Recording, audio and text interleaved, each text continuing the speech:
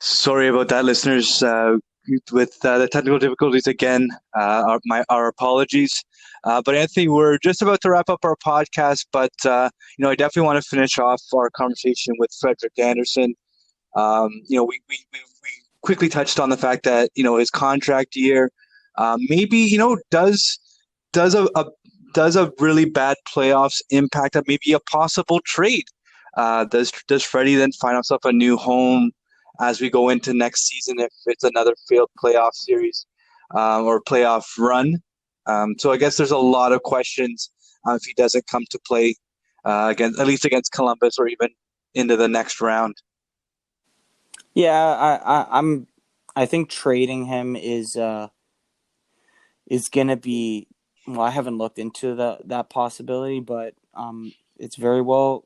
We see Dubas isn't afraid to make moves. We do know that, so I'm not exactly sure what a trade for Anderson looks like, but like it and I do want to say this before we close out is that everyone who follows the Leafs, who is a fan of the Leafs, should want this guy to succeed. And I wrote on Twitter today. I saw a tweet because the Leafs now have been.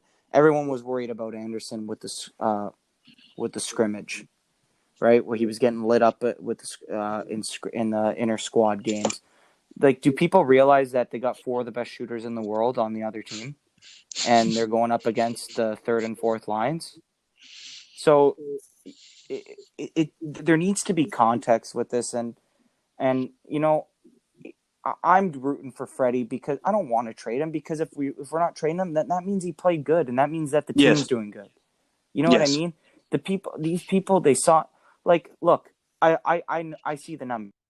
I know that his poor performance was probably was a large portion of the reason why there was a very big lull in the Keefe area in like January and February, and sometimes lipping into March. But like, fatigue can be a thing. That if you want to reference numbers, you can also reference the numbers that Anderson has been the busiest goalie when you look at the amount of shots faced and the quality of shots, meaning high danger shots against, since he became a Leaf. So almost 4 seasons now. Well, 4 full regular seasons. And yes, he's played 60 plus games in all of them. I think he only got hurt once seriously, where he missed like a decent amount of, not decent, like maybe like 4 or 5 games or something. Like, he's very durable. First of all, you don't just find a guy off the street that can play 60 games, whether you like his numbers or not. But you got to dig deeper into what context is. This team is not known for a stingy defense, yes. right? So, like, root for the guy.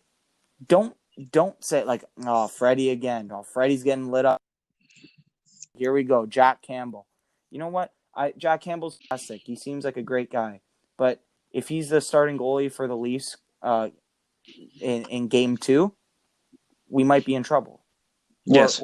you know what I mean? Like don't just turn on the guy after 6 months of poor play. The goalie position itself is a like a fickle way to evaluate players in general, right? Like, a goalie with a 925 this year can very well be a 902 next year. It's very voodoo. So, like, root for the guy. Don't, like, there shouldn't be anyone like saying, "Oh, get him out of the net" or anything like that. Obviously, if they put a touchdown up on him in the first game, maybe save him for game two. But I'm saying, like, no one should be rooting for Jack Campbell to start game one.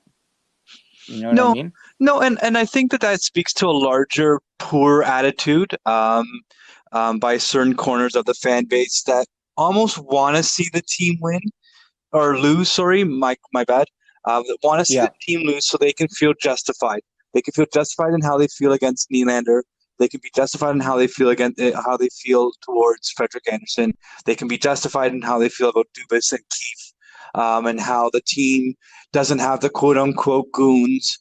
But there's a certain corner that I'll even say it, the Leafs could win, and they'll be the ones that'll drive this quote unquote asterisk COVID Cup. what's the word I'm trying to think of? But they'll frame it like that. You know what I mean? Like there's just They'll going to be try that. and discount it. They'll Yeah, discount the they'll win. discount it, But you know what, Pat? and That it it's not because the Leafs have the Leafs fans on their own or the media want them to fail. Maybe you could argue sometimes the media likes chaos because they have stuff to write about. But when you have such a large group of people supporting one team, right? It's like you're bound to get some people that are like spiteful and will always just look for vindication and well, there's all well, and validation for their own opinions. And there, you lose sight of like just cheer for the team to win. You yeah, know, you know what I mean? it's a simple task. Like we've all been in it. Some more so than others. We all appreciate that the team hasn't won a cup since '67. We're all in this together. And I see an NHL pivoting, and like I wrote in a previous blog this season, is I'm more excited about this team's futures than I've ever been because it feels like they're ahead of the curve when it comes to the NHL. What For brought us sure. the most recent, playoff drought was we didn't prepare for the cap coming in and all the bad contracts and that JFJ anchored the team with, and then Burke went with the truculence and all these goons where we drafted for size and not for talent. And in a couple of uh, we wasted a draft. Like we drafted Stuart Percy and Tyler Biggs in one draft, and we have nothing to show for that one year.